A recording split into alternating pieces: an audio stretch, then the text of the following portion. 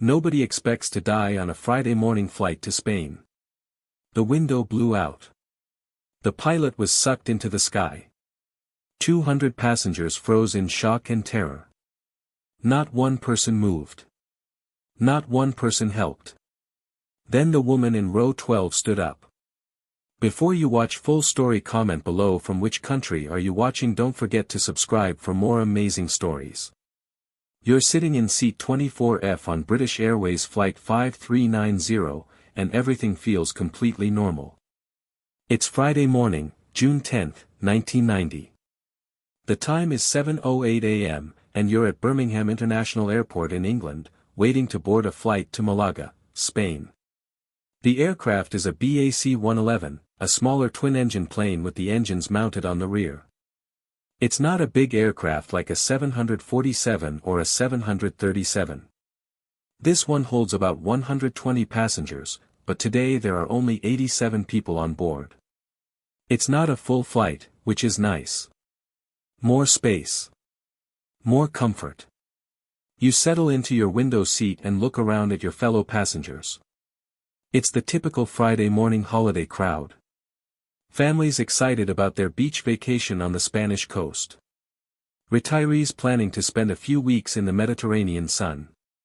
A handful of business travelers with their laptops and briefcases. Everyone looks tired but happy. It's early, but the promise of Spain makes the early wake-up worth it. You pull out a book you've been meaning to read. A thriller. Something to pass the 2.5-hour flight. As you open it, you glance around the cabin out of habit, the way people do when they're settling in for a flight. Most passengers are unremarkable. An elderly couple in row 6. A young family with 2 small children in row 15. A businessman already asleep in row 9. But then your eyes land on the woman in seat 12C. She's in the middle of the cabin, middle seat. You can see her clearly from where you're sitting. Late 30s, maybe 40. It's hard to tell. She's wearing a plain navy blue blazer over a crisp white shirt. Her dark hair is pulled back in a severe, tight bun. Not a single hair out of place. She's wearing wire-rimmed reading glasses that make her look like a librarian or a teacher. She's carrying only a leather portfolio. No carry-on bag in the overhead bin. No purse under the seat in front of her. Just that portfolio. She sits down in 12C and immediately pulls out the safety card from the seat pocket in front of her. Now, everyone glances at the safety card. Some people read it out of boredom. Some people ignore it completely. But this woman is studying it like it's the most important document she's ever seen in her life. Her finger traces over the emergency exit diagrams with intense concentration. She's not just reading, she's memorizing. Her eyes move from the oxygen mask deployment instructions to the brace position illustrations to the evacuation procedures. She reads every single word. Studies every diagram. The man sitting next to her in 12D tries to make small talk. First time flying, he asks with a friendly smile. She doesn't even look at him. Just shakes her head slightly and keeps reading. He tries again. Heading to Malaga for vacation. Again, no eye contact. No response. Just keeps her eyes on that safety card. The man gives up and opens his newspaper. The flight attendant comes by with the pre-flight beverage service, offering water or juice before takeoff. Would you like something to drink? She asks the woman in 12C. The woman shakes her head curtly without looking up. No thank you. No smile. Just a sharp shake of the head. Her eyes never leave the safety card. You watch this from your seat in 24F and think to yourself, nervous flyer. You've seen it before. People who are terrified of flying sometimes obsessively read safety information to calm their anxiety. It's a control thing. If they understand all the emergency procedures, they feel safer. You think, probably her first time on a plane. Or maybe she had a bad experience once. Either way, she's clearly anxious. You have absolutely no idea who this woman really is. You have no idea that her name is Captain Emily Harrison. You have no idea that she has 18,000 flight hours logged in her career. You have no idea that she flew Boeing 747s across the Atlantic Ocean for 15 years. You have no idea that she was once considered one of the best pilots in the entire British Airways fleet. You have no idea that she has more flying experience than both pilots in the cockpit combined. You have no idea that in exactly 13 minutes, this unremarkable woman in seat 12C is going to be the only thing standing between 87 people and certain death. You turn back to your book. The woman in 12C is already forgotten. Just another anxious passenger on just another routine flight. The aircraft door closes with a solid metallic thunk. The familiar announcement plays, "Ladies and gentlemen, the captain has turned on the fasten seatbelt sign. Please ensure your seatbelt is fastened, your seat back is in the upright position, and your tray table is stowed." The engines start with their characteristic whine.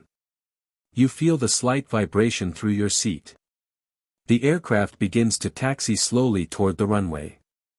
At exactly 7:20 a.m., Flight 5390 lifts off from Birmingham International Airport. The takeoff is smooth. Perfect. The aircraft climbs steadily into the clear English morning sky. The weather is beautiful, not a cloud anywhere. Perfect visibility. Light winds. The kind of weather pilots dream about. In the cockpit, Captain Tim Lancaster and First Officer Alastair Acheson are running through their standard procedures with practiced ease. Captain Lancaster is 42 years old with 11,050 flight hours. He's experienced, professional, calm. He's flown this route hundreds of times. Birmingham to Malaga. Routine. Boring. Safe. First Officer Acheson is 39 years old with 7,500 flight hours. Also experienced. Also professional. He's looking forward to the flight, simple, straightforward, nothing complicated. London Control, Speedbird 5390, passing flight level 170, Acheson says into his radio, following standard procedure. Speedbird 5390, London Control, Roger. Continue climb to flight level 230, comes the calm reply from air traffic control. Roger, continue climb to 230, Speedbird 5390. Everything is textbook. Perfect communication. Perfect weather. Perfect flight. Captain Lancaster sips his tea. First Officer Acheson updates the flight log. They chat casually about their plans for the layover in Malaga. Lancaster is thinking about finding a good restaurant. Acheson wants to walk along the beach. In the cabin, passengers are settling in for the flight. Some are reading books or magazines. Others are already dozing off. It's early, and many people didn't sleep well the night before their vacation. A few children are playing quietly with toys. The flight attendants are preparing the breakfast service in the galley. You're looking out your window at the patchwork of green and brown fields far below. England looks beautiful from 17,000 feet. Peaceful. Serene. The morning sun is casting long shadows across the countryside. In seat 12C, Emily Harrison is still holding that safety card, but her eyes have stopped focusing on the words. Her mind is somewhere else entirely. She's thinking about 3 years ago. She's thinking about flight BA-112. London to New York. A routine transatlantic flight that she had flown hundreds of times before. She's thinking about the turbulence. Clear air turbulence. The most dangerous kind. The kind that doesn't show up on weather radar. The kind that comes out of nowhere with no warning at all. One moment, the flight was smooth as glass. Passengers were walking around, using the bathrooms, stretching their legs. The next moment, the aircraft dropped violently. Not just a little bump. A sudden, violent drop that threw everything and everyone upward with tremendous force.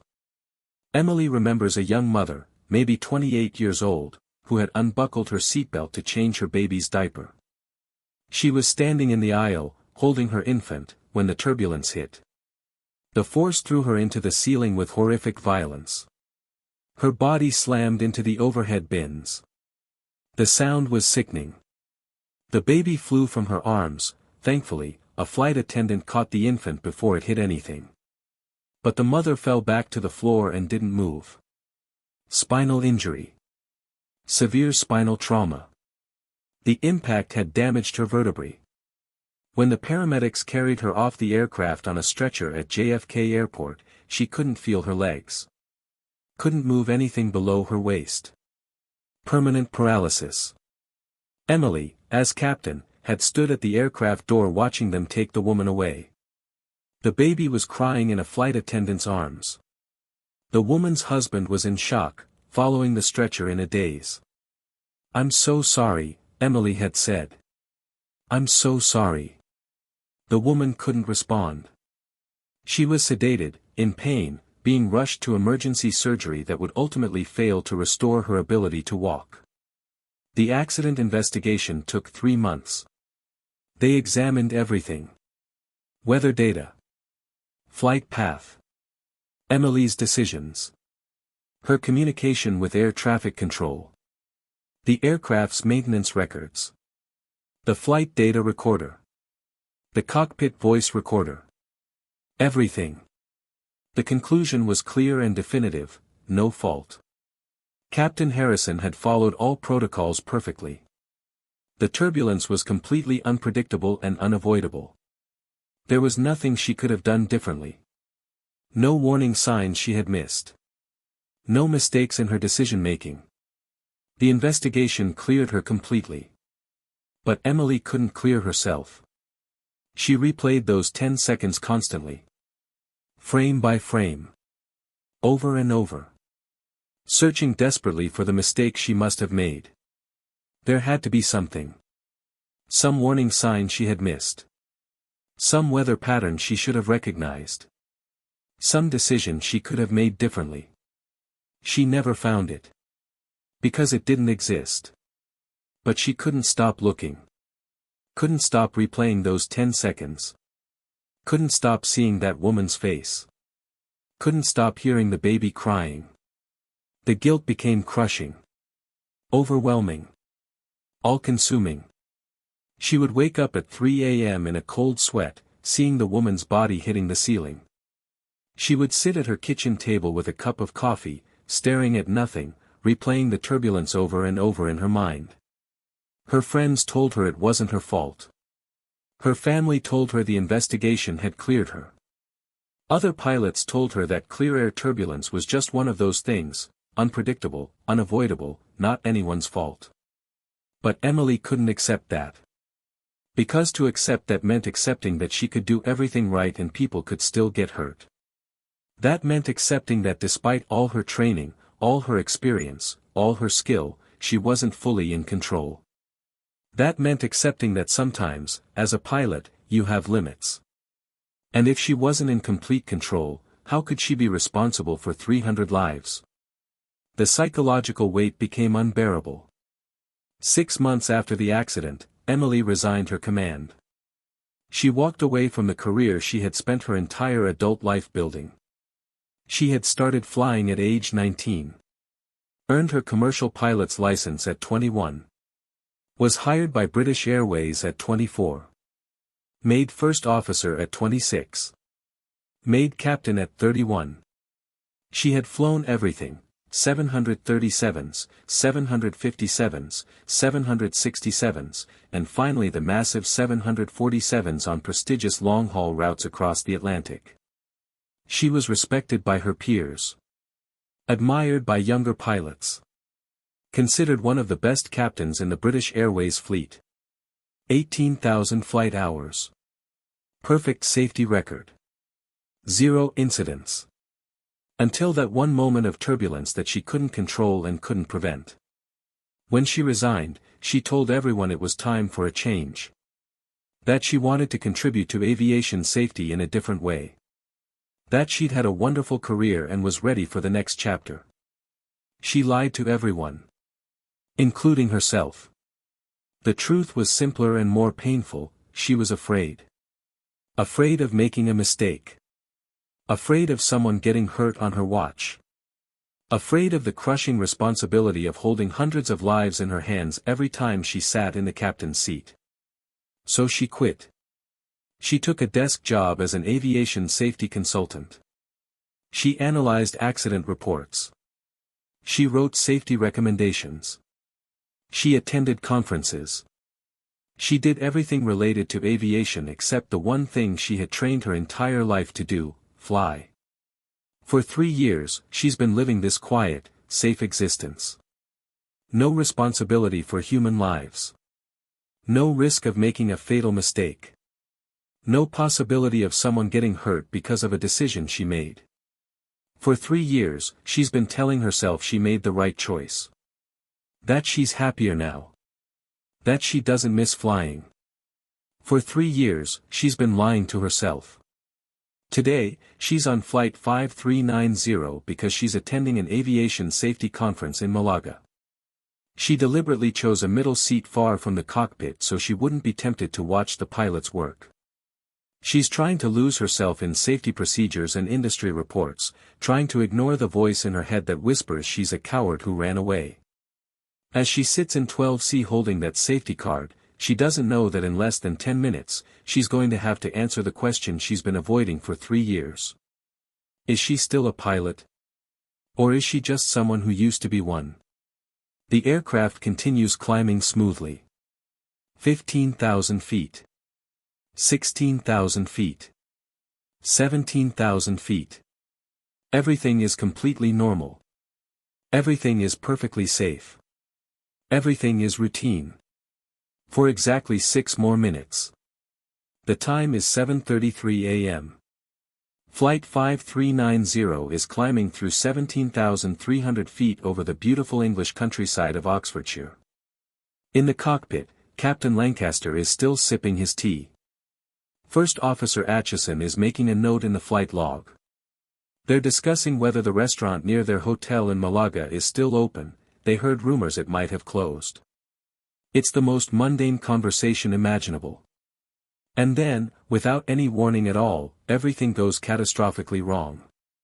Bang! The sound is like a bomb exploding.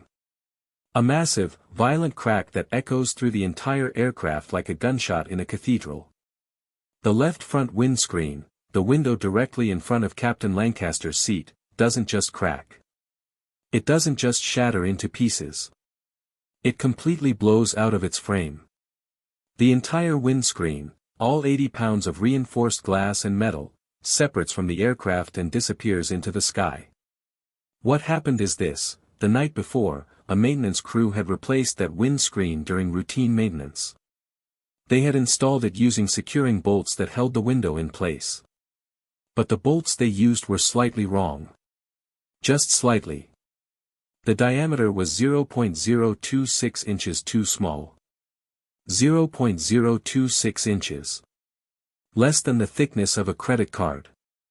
A difference so small you could barely see it with the naked eye. But at 17,300 feet, with the aircraft pressurized and massive pressure difference between the inside and outside, that tiny difference is fatal. The undersized bolts couldn't hold. The windscreen blew out. And the explosive decompression happens in less than 1 second. Inside the aircraft, the air pressure is comfortable, equivalent to about 8,000 feet of elevation. Outside the aircraft at 17,300 feet, the air pressure is much, much lower. When the windscreen blows out, all that pressurized air inside the cockpit tries to escape through the opening. All at once. Instantly. The result is an explosive decompression. Everything in the cockpit that isn't secured, papers, charts, cups, pens, is violently sucked toward the opening. Including Captain Tim Lancaster. The pressure differential creates a force of over 400 pounds pulling everything toward that window opening. Lancaster's body is yanked violently from his seat with tremendous force. He doesn't have time to react. Doesn't have time to grab anything. Doesn't even have time to understand what's happening. His chest and shoulders are pulled through the window opening first. Then his head. His upper body is sucked outside the aircraft. His legs catch on the flight controls. His knees jam against the control column, the yoke that controls the aircraft's pitch. And suddenly, horrifically, impossibly, Captain Tim Lancaster is hanging outside the aircraft. His torso, shoulders, and head are completely outside, being battered by 400-mile-per-hour winds. His legs are inside the cockpit, tangled in the controls. He's suspended there, half in and half out, at 17,300 feet above the English countryside. The temperature outside is -17 degrees Fahrenheit. Cold enough to cause frostbite in seconds. The wind is screaming past at 400 miles per hour. Faster than the strongest hurricane ever recorded. Fast enough to rip clothing off a person's body. At this altitude, there's very little oxygen. A human being loses consciousness in about 15 seconds without supplemental oxygen. Death comes in about 3 minutes. Captain Tim Lancaster has, at most, 3 minutes to live unless someone does something. Inside the cockpit, First Officer Alastair Acheson is experiencing what can only be described as a nightmare come to life. 1 second ago, he was sitting next to his captain, having a pleasant conversation about restaurants. Now, his captain has literally disappeared. Sucked out of the airplane through the windscreen. The cockpit has transformed into absolute chaos. The missing windscreen has created a hurricane inside the cockpit. Papers are flying everywhere, swirling in circles. Charts are being ripped from their holders. The wind is so loud it's almost impossible to hear anything else. The temperature has dropped from comfortable room temperature to below freezing in seconds. Acheson can see his breath. And worst of all, catastrophically, terrifyingly, Captain Lancaster's legs are caught on the control column, pushing it forward. The control column controls the aircraft's pitch. Forward means nose down. Captain Lancaster's body weight is forcing the controls forward, which means the aircraft is being pushed into a dive. Acheson grabs the control yoke with both hands and pulls back hard. He has to fight against the entire weight of Lancaster's body, 180 pounds of dead weight pushing the controls in the wrong direction. The muscles in his arms are already burning. He's pulling with all his strength just to keep the aircraft level. And he has to do more than just hold the controls. He has to fly the aircraft. He has to declare an emergency. He has to make decisions about where to go, what to do, how to save everyone on board. He's completely task-saturated. Too many things happening at once. Too many critical decisions needed immediately. With one hand still pulling back on the yoke, he reaches for the radio with the other hand. "Mayday, mayday, mayday," he shouts into the microphone. Speedbird 5390. Explosive decompression. Captain sucked out of aircraft. Even as he's saying the words, part of his brain cannot believe this is real. This doesn't happen.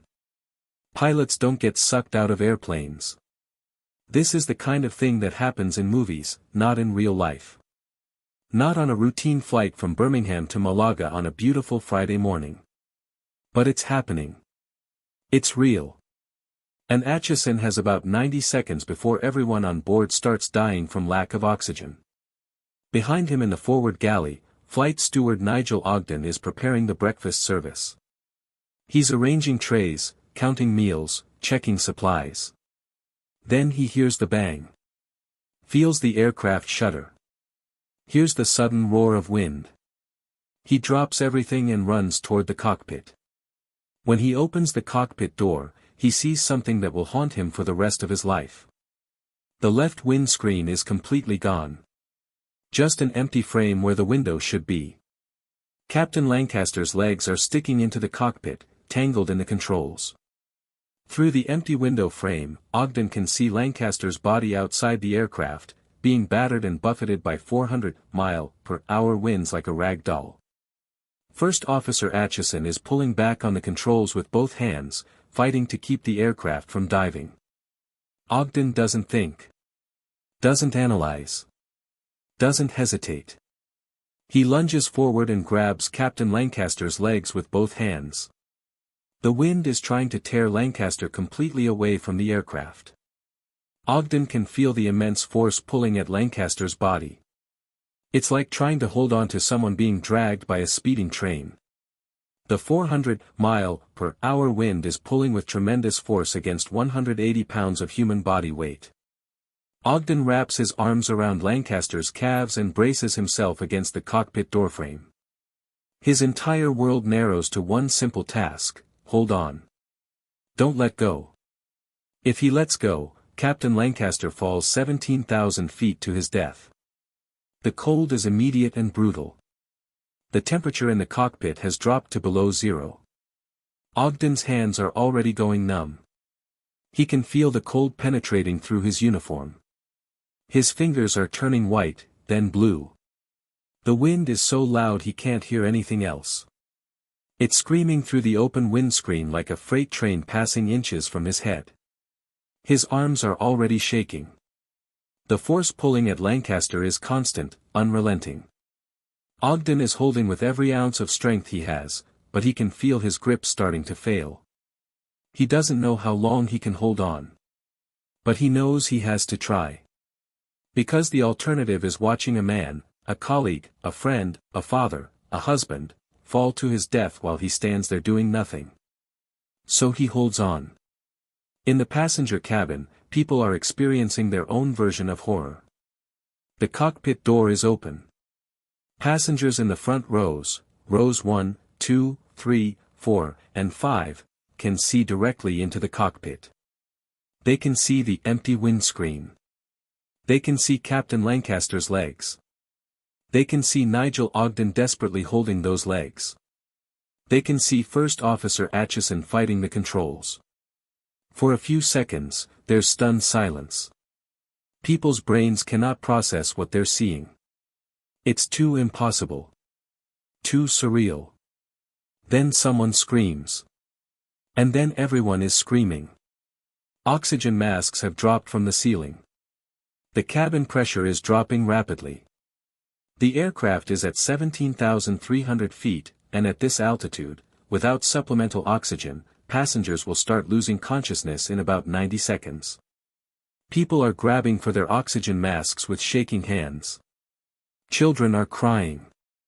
Some people are praying. Some are frozen in shock. A man in row 8 is traveling with his 12-year-old daughter. She's crying, terrified, asking, "Daddy, is the pilot dead? Are we going to crash?" He doesn't know what to tell her. Through the open cockpit door, he can see the nightmare unfolding. He can see Ogden holding the captain's legs. He can see the first officer struggling with the controls. Those people are holding him, he tells his daughter, trying to keep his voice calm even though his own hands are shaking. They won't let him fall. The other pilot is flying the plane. "We're going to be okay." But he's not sure he believes it. How can they be okay? Their captain is hanging outside the airplane. The windscreen is gone. The aircraft is shaking and diving and everything is going wrong. You're sitting in seat 24F at the back of the plane. You can't see the cockpit from where you are. But you can hear the screams. You can feel the aircraft diving, that stomach-dropping sensation that tells you the plane is descending rapidly. You can see the oxygen masks swinging wildly from the ceiling. You can feel the pressure change making your ears pop painfully. You think, "This is how I die." On a routine flight to Spain. No warning. No chance to say goodbye to anyone. Just sudden disaster and death. You grab your oxygen mask with shaking hands and pull it over your face. The elastic strap catches in your hair. Your hands are trembling so badly you can barely hold the mask in place. Around you, other passengers are crying, praying, holding on to each other. You close your eyes and wait for the impact. You're wrong about dying. But you don't know that yet. In seat 12C, in the middle of the cabin, Captain Emily Harrison hears the bang. She feels the sudden pressure change. That distinctive pop in your ears that tells you the cabin pressure has dropped suddenly. She sees the oxygen masks drop from the ceiling compartments. She hears the screams from the front of the aircraft. And something happens inside her brain. After 18,000 hours of flying, certain reactions become automatic. Instinctive.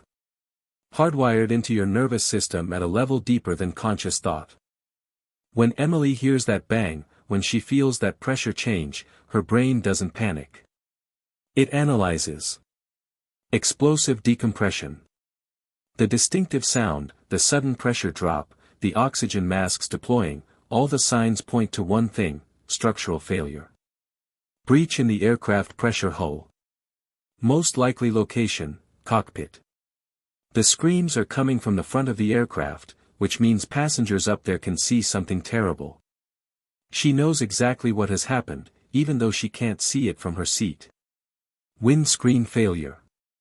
Explosive decompression. Cockpit breach. 3 years away from the cockpit doesn't erase 18,000 hours of training. 3 years of sitting at a desk doesn't change who she is at her core. Emily unbuckles her seatbelt and stands up. Around her, other passengers are frozen in their seats. Some are panicking, hyperventilating into their oxygen masks. Some are crying. Some are praying. Some are just sitting there in shock, unable to move, unable to process what's happening. Emily is completely calm. Her heart rate is actually slower than normal. Her breathing is steady and controlled. Her hands are not shaking. This is what 18,000 hours of training does to you. In an emergency, your body goes into what's called task mode. Adrenaline sharpens your focus instead of causing panic. Your brain prioritizes information and makes decisions with crystal clarity. Emily starts walking toward the front of the aircraft. Her movements are steady. Purposeful. Unhurried. She doesn't run. Running would cause panic.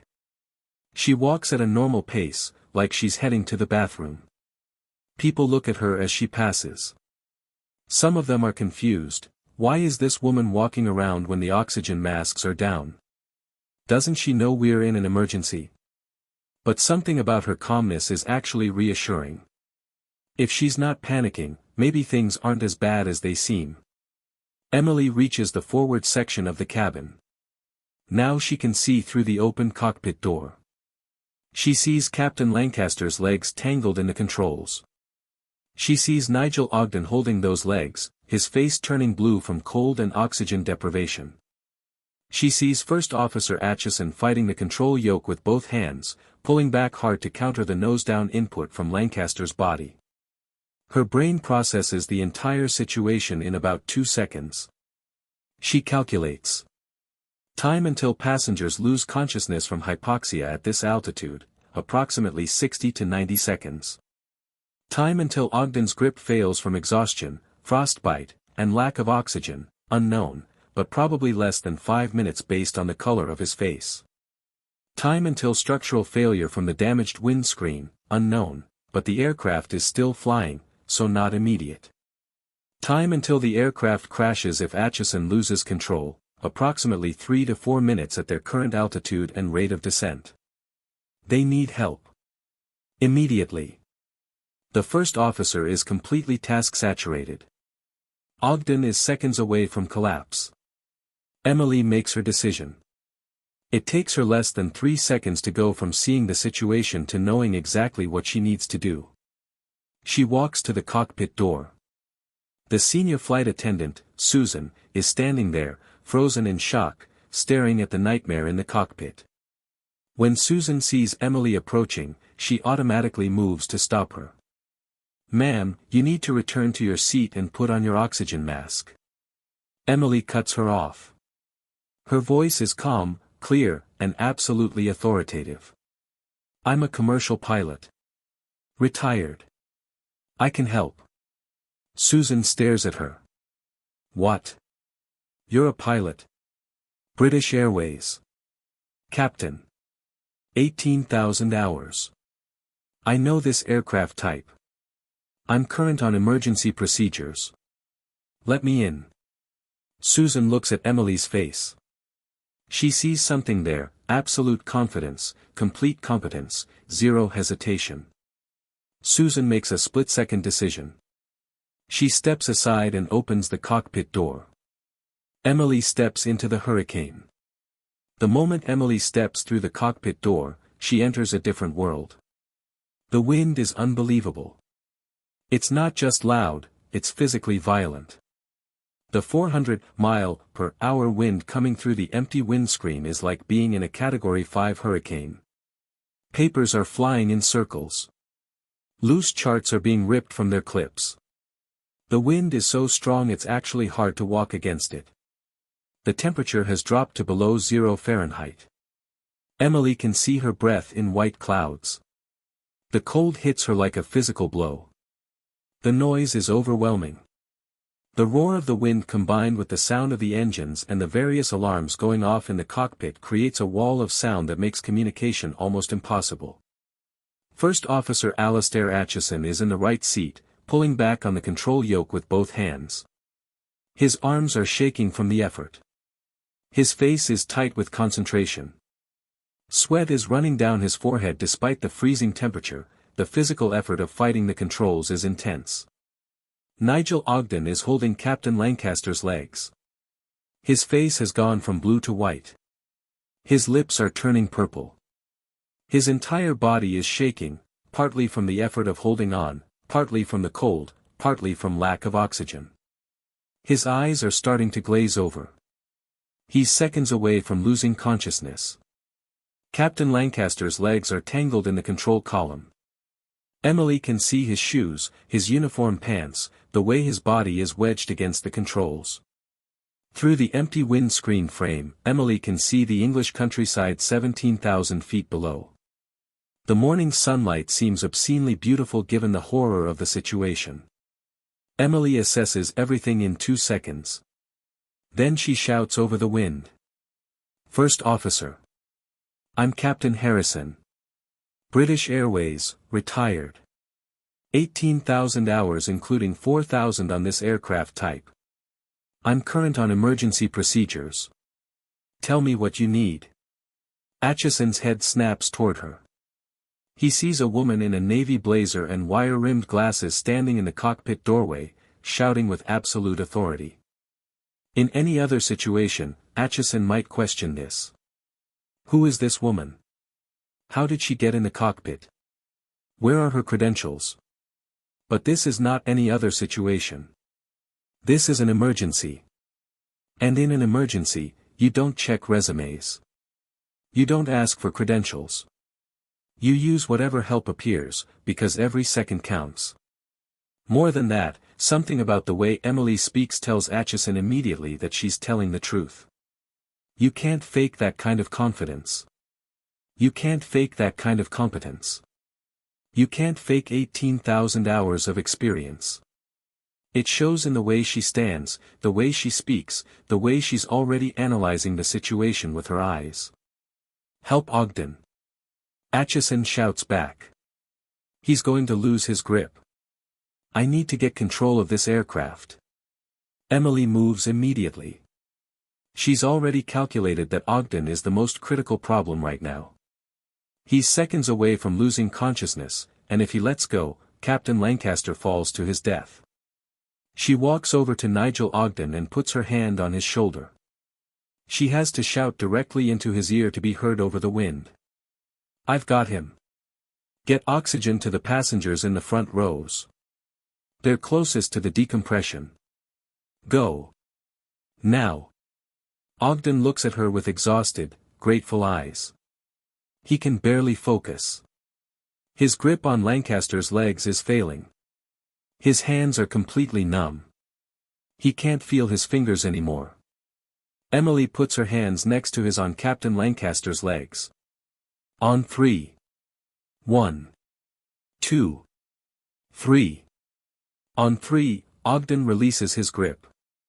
Emily immediately wraps both arms around Captain Lancaster's calves and braces herself against the cockpit doorframe. The force is immense. It's like nothing Emily has ever felt before. It's like trying to hold on to someone being dragged by a speeding car. The 400-mile-per-hour wind is pulling at Lancaster's body with tremendous, constant force. Every muscle in Emily's arms and shoulders immediately engages at maximum effort. She can feel Lancaster's body being battered by the wind outside. She can feel him moving, shifting, being pulled. The force is trying to tear him completely away from the aircraft. Emily braces her feet against the base of the cockpit doorframe. She locks her knees. She wraps her arms around Lancaster's legs as tightly as she possibly can. And she holds on. Nigel Ogden stumbles out of the cockpit on frostbitten feet. His hands are blue. He can barely walk. But he heads immediately to help the passengers in the front rows, the ones who are most affected by the decompression. Emily is now solely responsible for keeping Captain Lancaster attached to the aircraft. She shouts to Acheson, first officer. "What's your name?" "Acheson. Alastair Acheson." "Alastair. I'm going to hold the captain. You get US down. Emergency descent. Get below 10,000 feet where we can breathe without oxygen. The controls are jammed. His legs are pushing the column forward. I can't get full control. I'll try to pull him back. You focus on flying." Emily pulls. She pulls with every ounce of strength she has. She's not a large woman, 5'6", about 140 pounds, but she's pulling with her entire body. Legs, back, arms, shoulders. Everything. Captain Lancaster's body moves. Slightly. Maybe an inch. But then the wind pushes back. Lancaster's body returns to its original position. Emily tries again. Pulls harder. Uses her legs to push against the doorframe for leverage. Lancaster's body moves another inch. Maybe 2 inches. But it's not enough. The 400-mile-per-hour wind is too strong. Every time Emily pulls, the wind pushes back. It's like trying to pull a car with her bare hands. She realizes, with absolute clarity, she cannot pull him back inside. The aerodynamic forces are too powerful. All she can do is hold him. Prevent him from being torn completely away from the aircraft. And her grip is already starting to fail. The cold is immediate and brutal. Her hands are already going numb. The freezing temperature is penetrating through her blazer, through her shirt, into her skin. She can feel frostbite beginning in her fingers. The physical effort is enormous. She's using muscles she didn't know she had. Her shoulders are burning. Her arms are shaking. Her hands are cramping. She calculates quickly, she can hold for maybe 3 to 4 minutes before her grip fails completely. Maybe 5 minutes if she's lucky. But probably not more than that. 3 to 4 minutes. That's all the time they have. She shouts to Acheson, "Alastair. I can't pull him back in. The wind is too strong. Can you hold him? For maybe 3 minutes. Maybe 4. Then I lose my grip. 3 minutes to get on the ground? That's impossible. Not on the ground." Emily shouts back. "Just below 10,000 feet. Where the air is breathable and I can get help from the cabin crew." Acheson's brain is working at maximum speed. He does the mental calculations instantly. Current altitude, 17,000 feet and descending. Need to get to 10,000 feet. Total descent required, 7,000 feet. Maximum safe descent rate in this situation, approximately 3,000 feet per minute. Time required, about 2.5 minutes. Emily says she can hold for 3 minutes. Maybe 4. It's possible. Barely. But possible. "I'm starting emergency descent now." Acheson shouts. "Hold on." Acheson pushes the control yoke forward. The aircraft's nose drops. They enter a steep emergency descent. The vertical speed indicator shows 3,000 feet per minute descent rate. They're dropping fast. Really fast. Faster than a normal descent. This is an emergency descent, trading altitude for time, because time is the one thing they don't have. Emily is holding Captain Lancaster's legs with a death grip. Her world has narrowed to one single task: hold on. Don't let go. Her arms are screaming in pain. Every muscle from her shoulders to her fingertips is burning with effort. Her hands are going completely numb from the cold. She can barely feel her fingers anymore. She's holding on through pure muscle memory and willpower. Come on, she mutters to herself. Just hold on. Just a little longer. You can do this. She's not sure if she's talking to herself or to Captain Lancaster or to the universe in general. The altitude indicator spins downward. 16,500 feet. 16,000 feet. 15,500 feet. Emily can feel her grip slipping. The cold has made her hands feel like blocks of ice. The physical effort is draining her strength faster than she anticipated. Her arms are shaking uncontrollably now. Alistair. How much longer? 90 seconds. I don't have 90 seconds. At that exact moment, another flight steward rushes into the cockpit. His name is John Heward. He's wearing an oxygen mask. He's heard the emergency call and has come to help. He sees Emily struggling to hold Captain Lancaster. Sees her arms shaking. Sees the desperate strain on her face. What do you need? He shouts. Emily doesn't hesitate. Grab his legs. Below my hands. Help me hold him. John doesn't question. Doesn't hesitate. He immediately wraps his arms around Captain Lancaster's legs, below Emily's grip. Now two people are holding on. The weight is shared. The burden is distributed. Emily's grip stabilizes. She can redistribute her hold. Share the load. Her arms are still burning, still shaking, but now it's manageable. That's it, she shouts to John. Hold tight. Don't let go. I won't. John shouts back. Together, they hold Captain Lancaster. The altitude continues dropping. 14,000 feet. 13,000 feet. 12,000 feet. Emily looks at her watch. They've been holding Lancaster for 4 minutes now. 4 minutes in freezing temperatures. 4 minutes of maximum physical effort. 4 minutes of fighting 400-mile-per-hour winds. It feels like 4 hours. 11,000 feet. 10,500 feet. 10,000 feet. We're at 10,000 feet. Acheson shouts. Leveling off. The aircraft's nose comes up. The descent stops. They level off at 10,000 feet. And suddenly, everyone can breathe.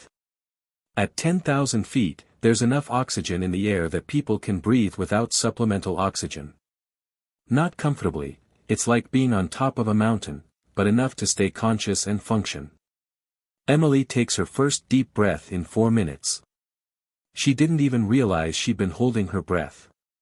Her lungs are burning. John, she shouts.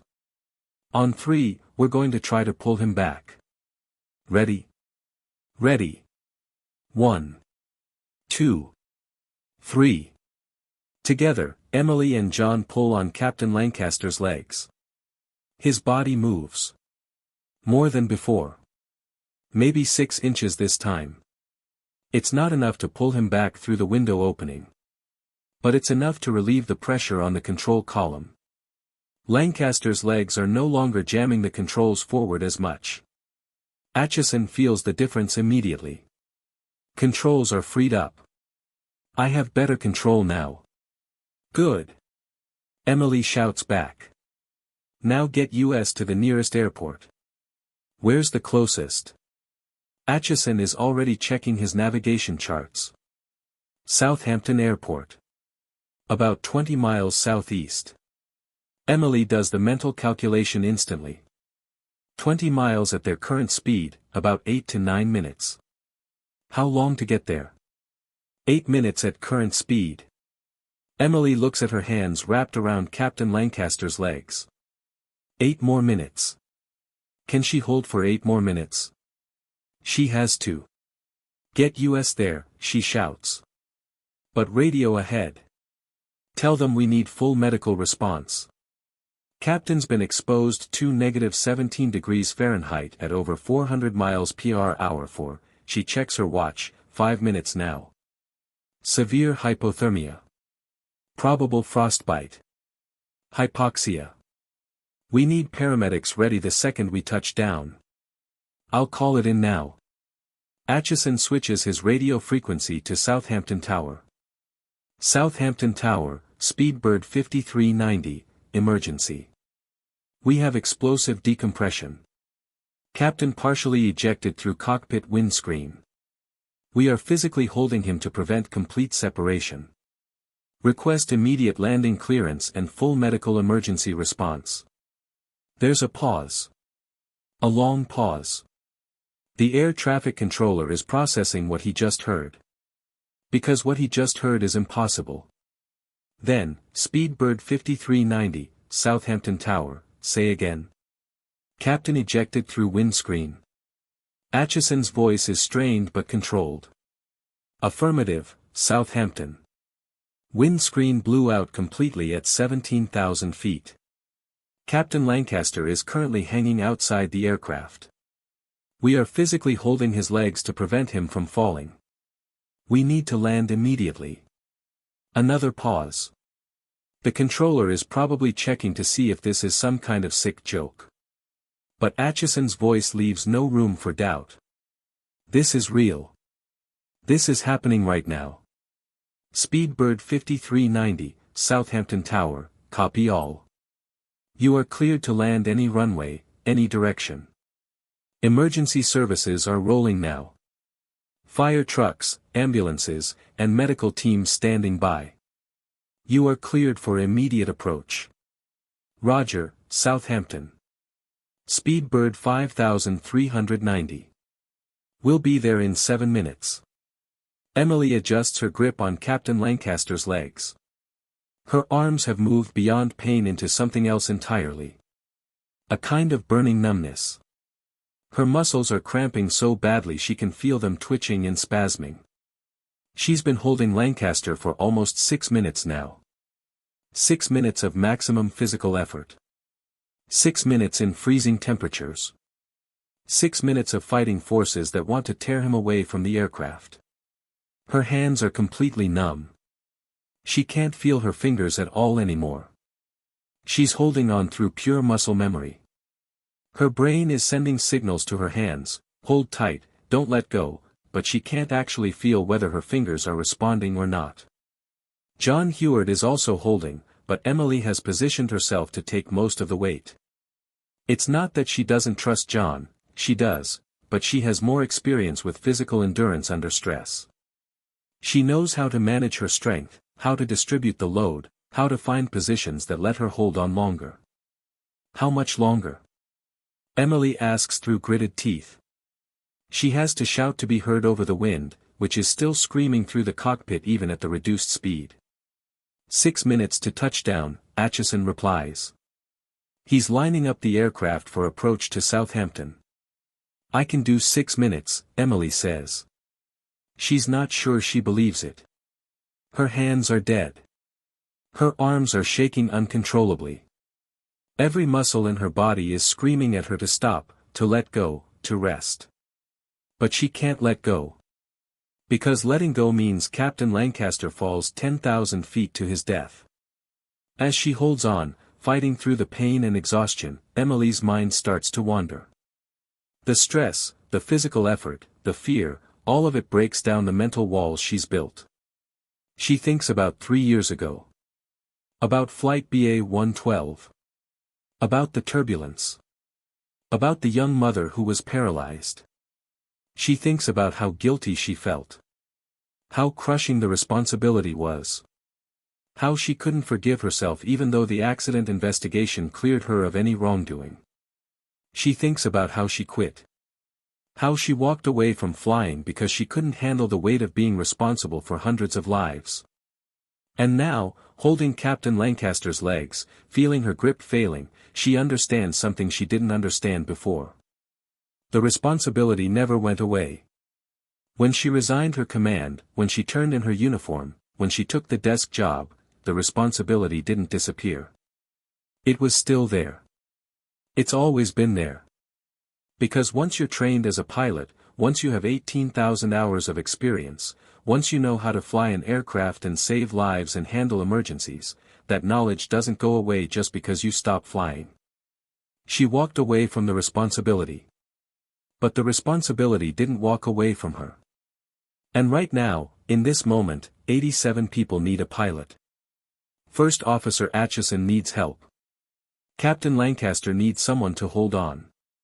And despite 3 years of running away, despite 3 years of guilt and fear and self-doubt, Emily Harrison is still a pilot.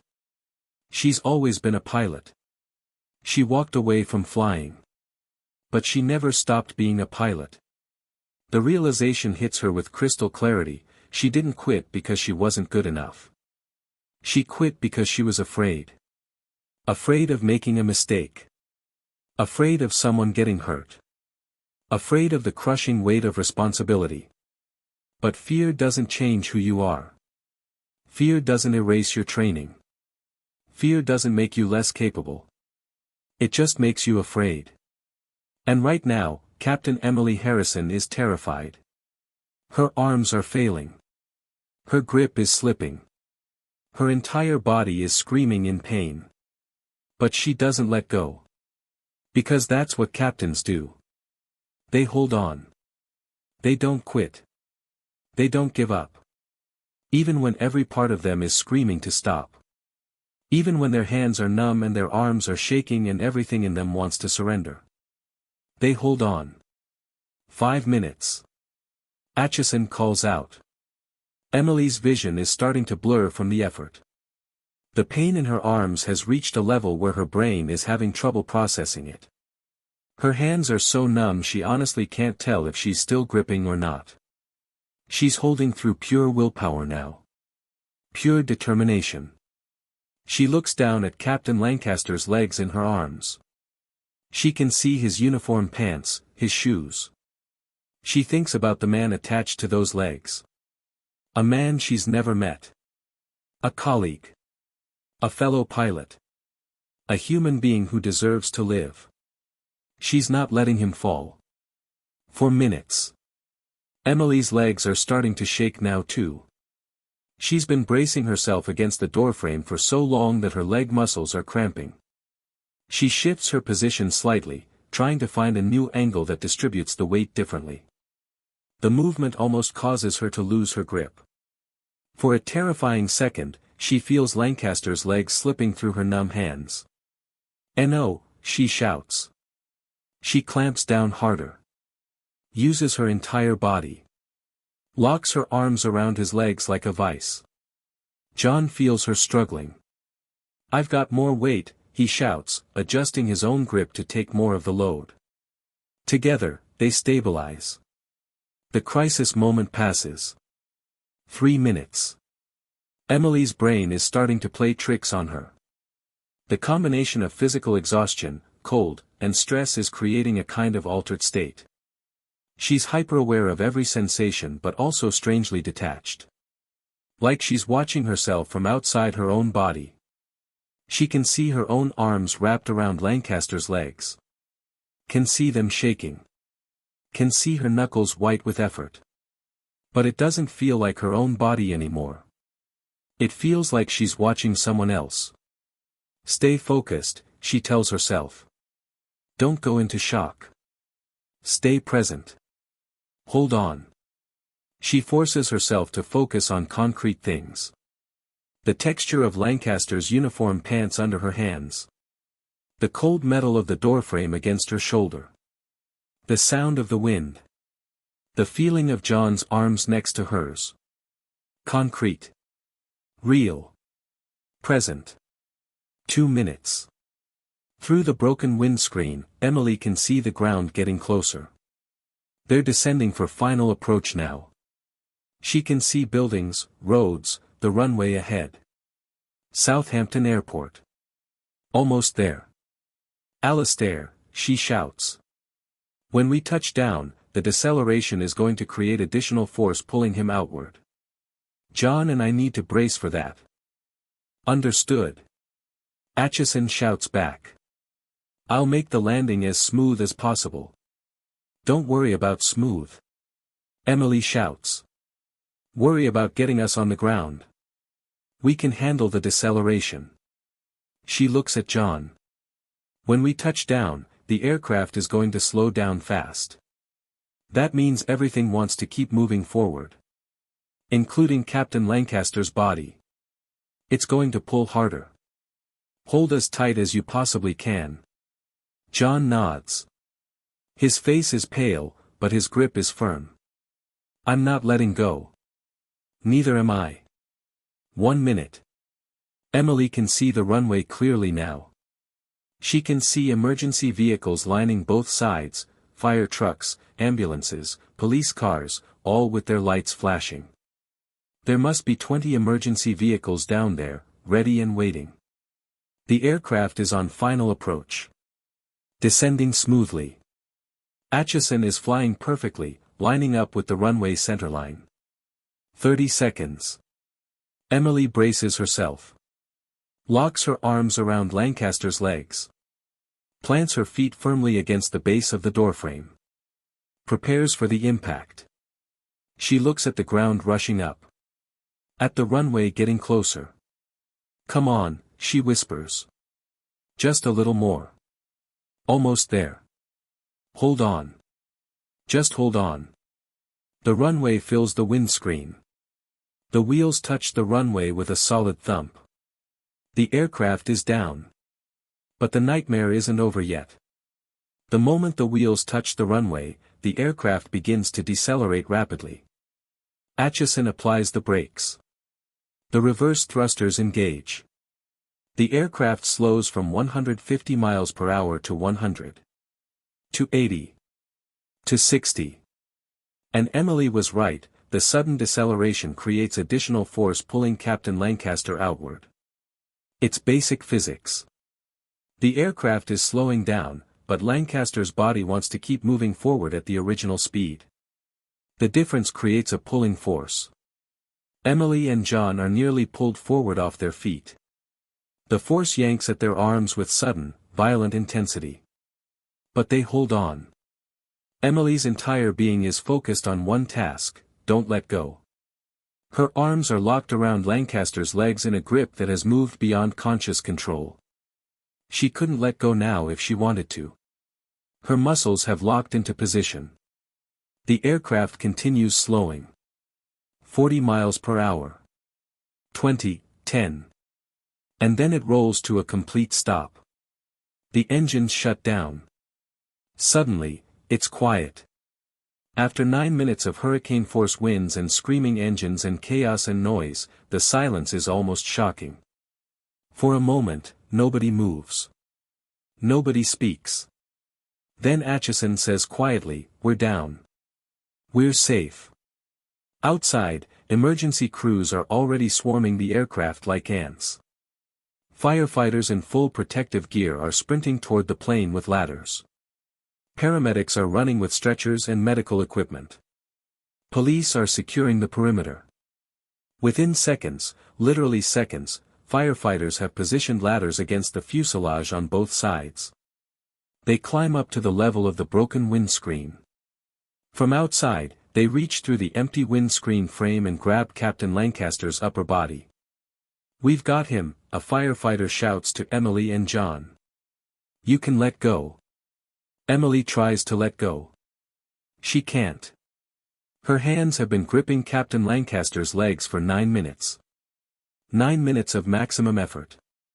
9 minutes in freezing temperatures. Her muscles have locked into position. She physically cannot uncurl her fingers. "Captain," the firefighter shouts. "We have him secure. You can release your grip now." Emily's brain sends the signal to her hands, "Let go. Release. You can stop now." Her hands don't respond. John has already released his grip and stepped back. He's collapsed against the cockpit wall, completely exhausted. But Emily can't let go. Her hands have forgotten how to open. She forces herself to focus. One finger at a time. Consciously think about each finger. Tell it to release. Force the cramped muscle to uncurl. Slowly, painfully slowly, her fingers begin to uncurl. One at a time. Each movement is agony. The cramped muscles protest violently. Finally, after what feels like forever but is probably only 10 seconds, her hands release. The firefighters immediately begin pulling Captain Lancaster back through the windscreen opening from the outside, while crew members inside the cockpit help guide his legs through. It takes 4 people working together, 2 firefighters outside, 2 crew members inside, to maneuver Lancaster's body back through the opening. He's limp, unconscious. His limbs are awkward to move. But finally, they get him through. They lay him gently on the cockpit floor. Paramedics rush in immediately. They've been waiting right outside the cockpit door with their equipment. "Check for pulse," one paramedic shouts. Another paramedic puts 2 fingers on Lancaster's neck. Waits. Then, "I've got a pulse. Weak but steady. He's alive. Start warming procedures. Get blankets. Check for frostbite." The paramedics swarm over Lancaster's body. Taking vital signs. Wrapping him in thermal blankets. Starting 4 lines. Working with practiced efficiency. Breathing is shallow but present. Core temperature is severely depressed. We need to get him to hospital immediately. Probable frostbite on extremities. Hands and face show tissue damage. Let's move. Get the stretcher in here. The moment Captain Lancaster is in the hands of the paramedics, the moment Emily knows he's safe, her legs give out. She collapses against the cockpit wall and slides down until she's sitting on the floor. Her arms are hanging limply at her sides. Her hands are shaking uncontrollably. Tears are streaming down her face. She doesn't even realize she's crying. "I held him," she whispers. "I didn't let go." Alistair Acheson unbuckles his seatbelt and kneels down next to Emily. His own hands are shaking. His face is pale from stress and exhaustion. "You saved his life," he says quietly. "You saved all of us." Emily looks up at him with tears still running down her face. "I just did what any pilot would do." Acheson shakes his head firmly. "No. You did what a captain does. And you did it perfectly." He pauses. "Thank you. From the bottom of my heart. Thank you." Emily can't respond. She's too exhausted. Too overwhelmed. She just sits there against the wall, crying, shaking, trying to process what just happened. The paramedics have Captain Lancaster on a stretcher now. They're carrying him out of the cockpit, moving quickly but carefully. One paramedic stays at his head, monitoring his breathing. Another is holding 4 bags. They disappear through the cockpit door. Another paramedic approaches Emily. "Ma'am, are you injured?" Emily shakes her head. "I don't think so. Just exhausted." "You were holding the captain?" "Yes." "For how long?" Emily looks at her watch. She can barely focus her eyes. 9 minutes. Maybe 9.5. The paramedic's eyes widen. 9 minutes. In these conditions. Emily doesn't respond. She's too tired to explain. "We need to get you checked out," the paramedic says. "Possible frostbite, muscle damage, exhaustion." Can you stand? I don't know. Two paramedics help Emily to her feet. Her legs are shaking so badly she can barely support her own weight. They have to hold her upright. Let's get you to the ambulance. They help her walk out of the cockpit, through the passenger cabin. As Emily passes through the cabin, all 87 passengers are staring at her. Some are crying. Some are applauding. Some are just staring in shock. A man in row 8 says, "Thank you," as she passes. His 12-year-old daughter is holding his hand, tears running down her face. Emily nods but doesn't speak. She doesn't have the energy. They help her down the aircraft stairs and into a waiting ambulance. Emily wakes up 12 hours later in a hospital bed in Southampton General Hospital. For a moment, she has no idea where she is. Her arms hurt so badly she can barely move them. Her hands are wrapped in bandages. Her entire body aches. Then the memories flood back. The explosion. The windscreen. Captain Lancaster hanging outside. The 9 minutes of holding on. The landing. She sits up in bed, or tries to. Her arms protest violently. The pain is incredible. A nurse rushes in. "Oh. You're awake. Please, lie back down. You need to rest." "What time is it?" "It's 8 p.m. You've been asleep for 12 hours. 12 hours. Emily had fallen asleep in the ambulance on the way to the hospital and hadn't woken up since. "Captain Lancaster?" Emily asks. "Is he alive?" The nurse smiles. "Yes. He's alive. He's in the ICU, but he's stable. The doctors say he's going to make a full recovery." Emily feels tears welling up in her eyes again. "He's going to be okay?" "Yes. Thanks to you." Before Emily can respond, there's a knock on the door. 3 men in British Airways uniforms enter. Senior management. The chief pilot, the fleet manager, and the director of flight operations. "Captain Harrison," the chief pilot says. "We need to talk." Emily tries to sit up. Winces at the pain. "I fly as a passenger now. I quit 3 years ago, remember?" "We remember," the chief pilot says. "We also remember you were one of the best captains in the entire BA fleet. And today, you proved you still are." "I just helped." First Officer Atchison flew the aircraft. He's the real hero here. "You held a man outside an airplane at 400 miles per hour for 9 minutes, the director says. "That's not just helping. That's extraordinary courage, skill, and leadership." Emily doesn't know what to say. She looks at her bandaged hands. "What you did today," the chief pilot continues, "showed everything we value in a captain. Quick decision-making under pressure. Physical courage. Mental resilience. Leadership. You took command of an impossible situation and you saved 87 lives. I just did what needed to be done." "Exactly," the chief pilot says. "That's what captains do. That's who you are, Emily. You're a captain. You've always been a captain." Emily is quiet for a long time. "I quit because I was afraid," she finally says. "After the turbulence incident.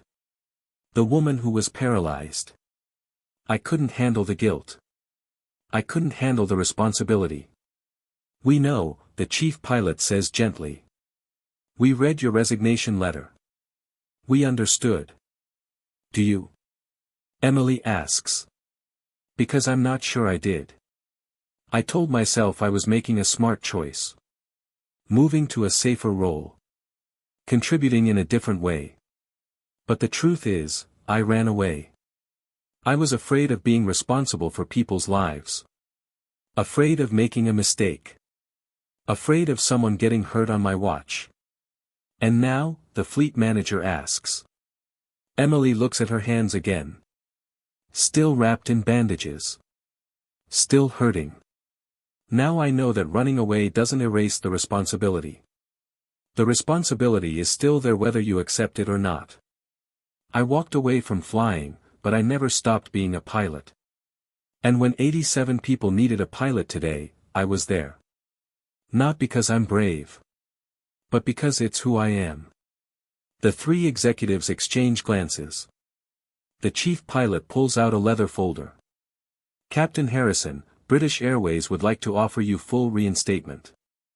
Your position back. Full captain status. Full seniority. Full benefits. As if you'd never left. Emily stares at the folder. You want me to come back? We want you to come back, the chief pilot confirms. The fleet needs captains like you. Not captains who never make mistakes, that doesn't exist. We need captains who can handle emergencies. Who can make decisions under pressure. Who don't quit when things get hard. He pauses. We need you, Emily. Emily is quiet for a very long time. She thinks about the past 3 years. Sitting at a desk. Analyzing accidents instead of preventing them. Flying as a passenger instead of as a pilot. Telling herself she was happy when she wasn't. She thinks about today. About walking into that cockpit. About holding Captain Lancaster. About the way her training kicked in automatically after 3 years away. About the way she knew exactly what to do. She thinks about the fear. It's still there. The fear of making a mistake. The fear of someone getting hurt.